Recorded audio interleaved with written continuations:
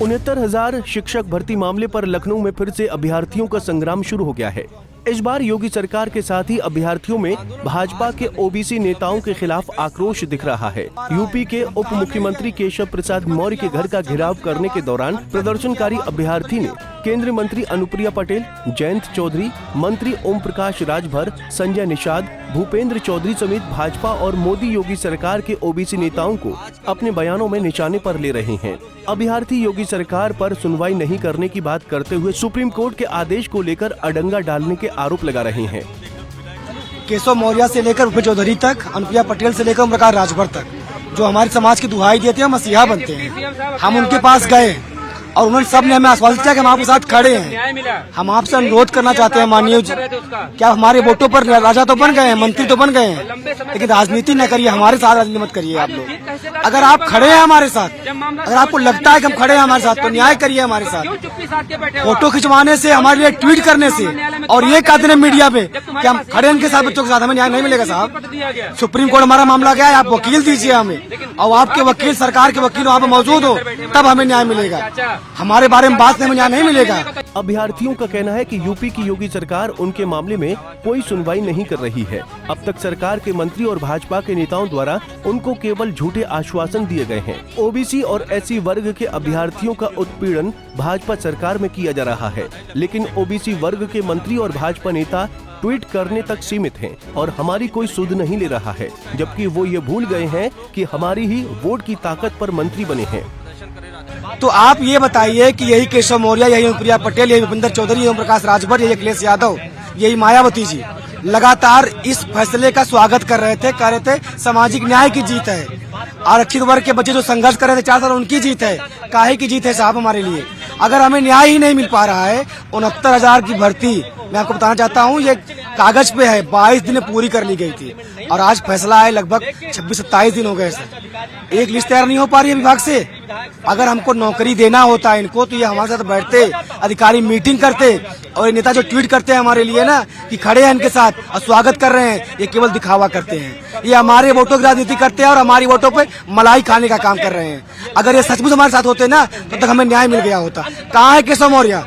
Like तो गया Stella कल, कहाँ है केशव मौर्य? आपका ट्वीट क्यों नहीं आ रहा है? जैसे इन्होंने सम्मान किया था हाई कोर्ट के फैसले का, वहाँ के ट्वीट क्यों नहीं कर रहे हैं ये? कि आप घबराइए नहीं, परेशान मत होइए, हम आपके साथ हैं, हम आपके लिए वकील खड़ा करेंगे। योगी जी मीटिंग करते हैं, कैबिनेट कहते हैं हम बच्चों के साथ हैं, हम सम्मान कर रहे हैं फैसले का, तो योगी जी आए ना, बात करें ना हमसे कि सुप्रीम कोर्ट गया है, वहाँ वकील खड़ा कर रहे हैं हम। सरकार के सरकारी वकील जाएंगे वहाँ पर, अधिवक्ता जाएंगे, महाधिवक्ता जाएंगे और न्याय मिलेगा आपको, लेकिन सर कोई नहीं है हमारे साथ।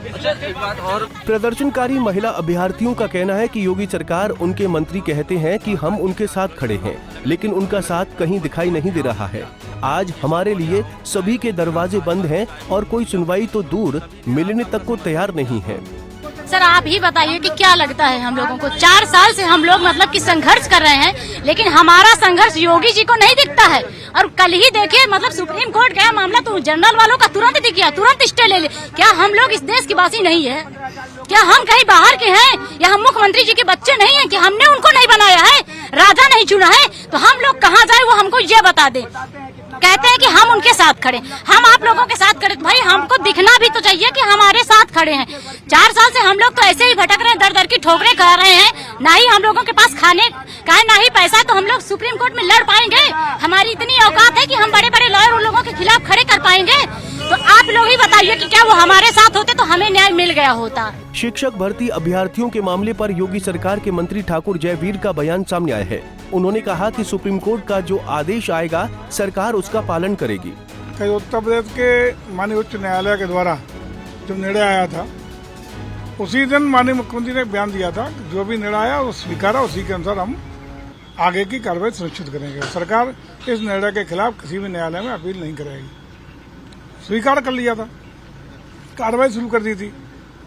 कुछ अभ्यर्थी सुप्रीम कोर्ट चले गए, उनके आधार पर कल एक स्थगन आदेश आया और अगली सुनवाई तय कर दी गई। जो भी निर्णय आएगा सरकार उसको भी स्वीकार करेगी। हालांकि विपक्ष की ओर से सोमवार को सुप्रीम कोर्ट के आदेश के बाद सरकार को घेरते हुए सपा सुप्रीमो अखिलेश यादव का ट्वीट सामने आया था। इसमें नहीं चाहिए भाजपा के साथ अखिलेश यादव ने लिखा, भाजपा सरकार नौकरी देने वाली सरकार नहीं है। 69,000 शिक्षक भर्ती मामले में उत्तर प्रदेश की सरकार दोहरा खेल न खेले। इस दोहरी सियासत से दोनों पक्ष के अभ्यर्थियों को ठगने और सामाजिक, आर्थिक व मानसिक रूप से ठेस पहुंचाने का काम भाजपा सरकार न करे। उत्तर प्रदेश की भाजपा सरकार की भ्रष्ट प्रक्रिया का परिणाम अभ्यर्थी क्यों भुगतें? जो काम 3 दिन में हो सकता था उसके लिए 3 महीने का इंतजार करना और ढिलाई बरतना बताता है कि भाजपा सरकार किस तरह से नई सूची को जानबूझकर न्यायिक प्रक्रिया में उलझाना व सुप्रीम कोर्ट ले जाकर शिक्षक भर्ती को फिर से लंबे समय के लिए टालना चाह रही है। सुप्रीम कोर्ट ले जाकर भर्ती लटकाने की भाजपाई चालबाजी को अभ्यर्थी समझ रहे हैं। उत्तर प्रदेश भाजपा सरकार का ऐसा आचरण घोर निंदनीय है। भाजपा न इनकी सगी है न उसकी। अखिलेश यादव के बाद बसपा मुखिया मायावती का ट्वीट भी दिखा। बहन जी ने अन्याय नहीं किए जाने की बात कहते हुए लिखा, यूपी शिक्षक भर्ती मामले में आरक्षित वर्ग के अभ्यर्थियों के साथ अन्याय नहीं होना चाहिए। उन्हें अपना संवैधानिक हक जरूर मिलना चाहिए। साथ ही सरकार इस मामले में अपना ईमानदार रुख अपनाए ताकि उनके साथ कोई भी नाइंसाफी न हो। दरअसल यूपी की योगी वन सरकार में 69,000 शिक्षक भर्ती की गई थी, लेकिन योगी सरकार पर आरोप है कि भर्ती में आरक्षण और शिक्षा नियमावली का उल्लंघन किया गया है, जिससे ओबीसी और एससी वर्ग के अभ्यर्थियों की आरक्षण के अनुसार भर्ती नहीं की गई। इसके खिलाफ ओबीसी और एससी वर्ग के अभ्यर्थी 4 साल से न्याय पाने के लिए सरकार के खिलाफ सड़कों पर उतरे हैं। उनके द्वारा प्रदेश की राजधानी लखनऊ में प्रदर्शन किया जा रहा है। हालांकि लंबे संघर्ष के बाद हाईकोर्ट के फैसले में उनको राहत मिलती दिखी थी, जिसमें हाईकोर्ट ने सरकार को नई सूची जारी करने का आदेश दिया था। लेकिन अब सुप्रीम कोर्ट ने इस मामले में सुनवाई करते हुए 23 सितंबर तक हाईकोर्ट के फैसले पर रोक लगा दी है। लेकिन अब शिक्षक भर्ती के अभ्यर्थियों के आंदोलन की लखनऊ में फिर से शुरुआत हुई है। ऐसे में इस पर राजनीति तेज होती दिखेगी। लेकिन जिस तरह से अभ्यर्थी योगी सरकार के ओबीसी मंत्रियों को घेर रहे हैं, वो कहीं न कहीं भाजपा के लिए असहज करने वाला जरूर है। Bureau report, Punjab Kesari TV. हमसे जुड़े रहने के लिए हमारे YouTube चैनल को सब्सक्राइब करें और नई वीडियो की नोटिफिकेशन के लिए बेल आइकॉन को दबाएं।